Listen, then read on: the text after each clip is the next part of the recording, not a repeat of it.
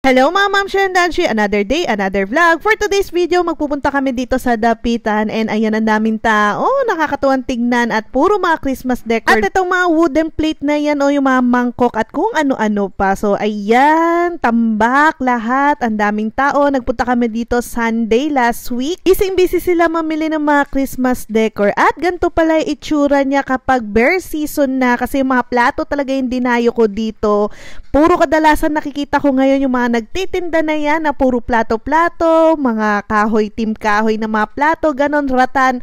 Napalitan na ng mga mga Christmas decor, pang Christmas, ganyan. Pero may mga ilang tindahan pa na nagtitinda ng mga plate, ayan, mga wooden plate, or mga mangkok na yan, mga ratan. Pero mas marami na ngayon yung mga Christmas tree, Christmas balls, or sa madalit salita nga, mga pang Christmas decor. But ibang Christmas tree ang nakita ko dito, laki, kulay, tsaka ayan, kahit medyo galing sa ulan, diba? Ang daming tao talaga namimili ngayon. Tapos maraming mga nagtitinda rin ng mga pagkain. Ito, kita nyo naman, puro mga Santa Claus ang mga tinitinda dito. Mga figurine yan, or figurine, mga babasagin naman siya. Hindi na nga ako nagtanong ng presyo kasi nahiya naman ako magtanong, tapos di ako bibili, puro katanong, diba? At nandito naman tayo sa area ng mga platu-platuhan, mga baso, kutsara, tinidor. Kung may business ka, ayan o, ang daming platong pagpipilian. Kaya lang, hindi yan yung mga plate na gusto ko sanang bilhin. Sabi ko nga, pagpunta ko dito, hindi ako magvo-vlog kasi magfo-focus ako hanapin yung mga gusto kong plato para sa aking mga content. Ang ganda nung lantern na pailaw na yun, gawa sa ratan. O, ayan, ang dami pa mga Christmas decor. Medyo mura lang yung mga price na naririnig ko. Hindi na lang talaga ako nagtanong kasi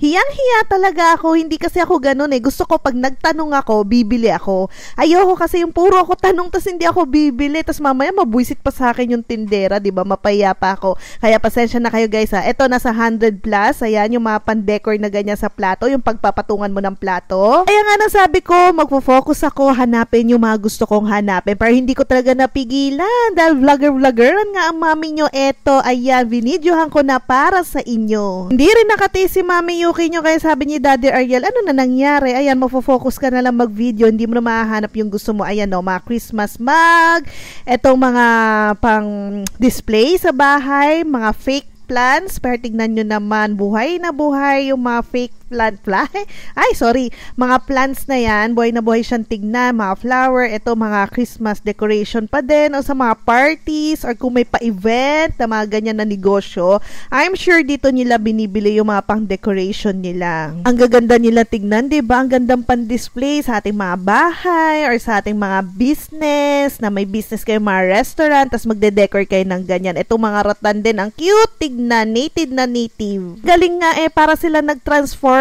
from plato, mga tinda, mga frame, ganyan, lahat sila, halos lahat magkakamukha na sila ng tinda.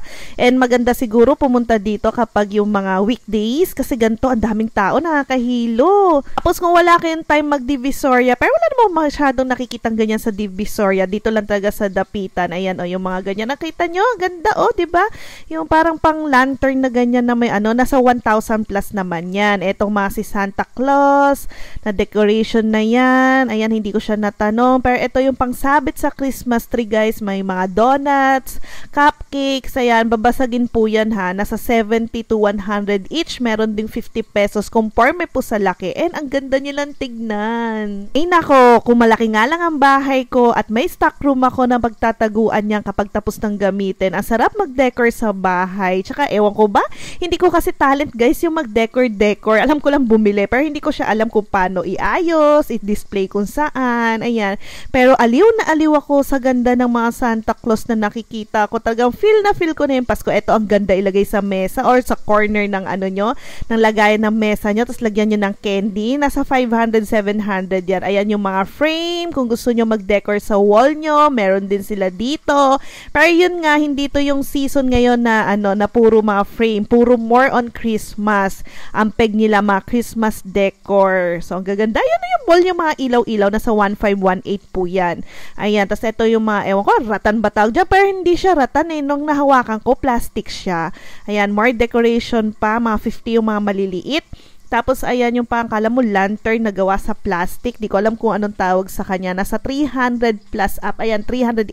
Ang ganda, di ba? Ang ganda sa pintuan. Ganda sa mata. Ang lamig sa mata. Nakaka-good vibes. Ito, parang Christmas tree na may Santa Claus. Ang dami talaga. Sa dami niya talaga. Hindi ka rin makakapili kung ano yung magugustuhan mo. Yan, mga mamshi. Kung mahilig kayo mag-decor sa inyong bahay, magpapasko na, ilang buwan na lang. Ayan, punta kayo dito sa Dapitan. Ang dami yung pagpipilian. Pray ready nyo na rin ang inyong budget, no? Kasi talagang mapapalabang kayo dito sa mga Christmas decor na yan. At talagang dinadayo tong Dapitan na to at sikat siya kasi wala kayong masyadong makikita niya sa Divisoria, sa mga malls. Dito lang kayo makakita ng mga ganyang klase ng decor. Ito naman tayo sa area ng mga ratan. Puro ratan na siya or yung mga basket. Ayan, di ba? Kagandang tignan din. Talagang nakakaaliw. May malalaki, maliliit. Ang kukulay niya. Ayan, may mga plants din. Kung mahilig kayo mag-display ng ganyan sa bahay nyo or sa mga business nyo, ayan, dito kayo magpunta. Marami kayo makikita mga Christmas balls and mas mura-mura. Eto, tignan nyo to. Aliw din sa dami ng kulay pan-display. So, yung parang mga vintage na mga, ano ba yan, mga tansan na isasabit, yung mga words na yan. Eto, ang gaganda. Bagong-bago sa aking mata, parang mga lampshade, tapos may mga Christmas dyan. I mean, si mga Santa Claus, Christmas tree, snowman. Ayan, tignan nyo, gaganda. And lahat yan, disaksak, umiilaw, at tumutunog siya. Nagre-range po siya sa pagmaliit na sa 700 hanggang 1,000 plus. Tignan nyo, ang gaganda talaga. Ang sarap ilagay do sa mga ano natin, mga mesa natin na may corner. Ayan, or kung saan pwedeng i-display. At ang dami-dami niya dito talaga, iba't ibang klase. Parang 2 or 3 lang sila nagtitinda ng ganyan. Yung mga pailaw na kandila na hindi mo na kailangan magsindi ng totoong kandila. Ayan, mga sumasayaw na Santa. Yung isa, nakita nyo, ang laki. O, ayan, ang dami-dami pang Santa. Talagang budget na nga lang ang kailangan mo. Daming bumibili ditong kasabayan namin na mapepera talaga, ha? Talagang bumibili sila, pinagagastusan nila yung mga Christmas decor nila. Ayan, more pa sa labas. Kayo nang bahalang pumili. May mga parol na pailaw. Pero yung mga ganyan, para sa Pampanga area yata, marami. Ayan, yung mga sabit sa pinto, nasa 380. Mga baso-basong kahoy, chopping board, ayan, mga 380 po yan. Ganyan yung mga ano niya, presyuhan. Tapos mga Christmas balls, alam ko mas mura dito compare sa mga mall. Pero syempre, iba pa rin pag nasa mall ka, di ba? Malamig, ganyan. So, tiyaga-tiyaga na lang kung saan nyo gusto. Pero gaya nga nasabi ko sa inyo, may mga item na hindi nyo makikita sa mall at nandito lang talaga sa Dapitan Arcade. So, tingnan nyo, may mga garahe na rin nagtitinda sa mga bahay nila. So, halos same-same na lang din yung makikita nyo. Conforme na lang kung saan nyo gusto bumili.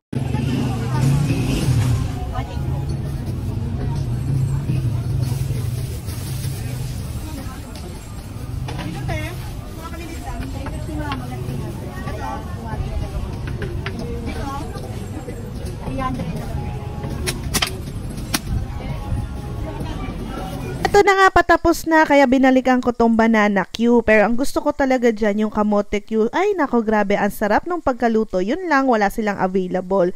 Tapos nakakita ako nitong mais, nagustuhan ko siya. I mean, gusto kong bumili kasi naalala ko yung aking childhood sa school. Pagka-uwi, talaga naglalaan ako ng pera sa aking baon para makabili niyan. Favorite na favorite ko niyan. Ang sarap niyan. So, ito na nga, binalikan ko na yung mga gusto kong bilhin dito. Pili-pili. Tignan nyo naman ang gaganda, diba? Iba-ibang itsura nila or design, laki, sukat. Kung mga team kahoy kayo, ayan, matutuwa talaga kayo dyan. After nyan, eto, nakita ko yung kikiam pinipilahan. Fairness, masarap yung kikiam and masarap yung sauce. Eto, kumakain na rin si Daddy Ariel ng kanyang turon at tuwan-tuwa naman siya, nasarapan daw siya. Ito na kami sa bahay, so i-flex ko sa inyo yung mga nabili ko. So, ayan, meron tayong mangkok na kala mo pa flour, tapos medyo hindi siya ganong kalalim. 50 pesos each po yan. Ang ganda ng kulay, diba? Nakakatuwa, nakakaaliw tignan yung kahoy-kahoy peg. Ewan ko ba, talaga nagugustuhan ko siya. Tapos ito parang pangsawsawan. Ganyan siya kalaki sa aking palad. Ayan, medyo maputi naman tong kinuha ko. 3 for 100. Pero nakalimutan ko tawaran. Pwede pa siya sa 4,100. Tapos ito naman yung isang klase ng mangkok. Medyo malalim siya. May konting kabigatan. Ayan, kita nyo naman kung gaano kalaki at kalalim. And 50 pesos lang yan. Yes, 50 lang. Ang ganda ng kulay, diba? Medyo mas gusto ko yung dark color. O tignan nyo yung pinagkaiba ng dalawa. So silang 50 pesos pero medyo malaki isa at medyo mabigat. Ito yung mga typical na nakikita natin na itsura ng mangkok na kahoy. 60 pesos naman yan. Ito pa mga platu-platuhan na iba-ibang korte, paoblong, ayan. Yung mga lagayan lang ng konting mani or ulam, ganyan. 50 pesos each din ang bili ko sa mga yan. So mas marami yung kulay na gusto ko medyo dark. Yung kasabayan ko nga ayaw niya ng itim. Yung puti-puti yung hinahanap niya. And meron din dyan yung parang hindi siya nakapinturahan or paint na ginamit dyan. Ito medyo malaki guys, 70 or 80, natawaran ko din siya ng 50. At ito yung chopping board na talagang dinayo ko doon. Ayan, 250, natawaran ko ng 200 pesos. And ang ganda ng quality niya. So nasa sa inyo na yan kung ano yung mas bet nyo, kung medyo maputi or dark. Ako kasi mas dark yung gusto ko. So ayun lang, thank you for watching. Bye!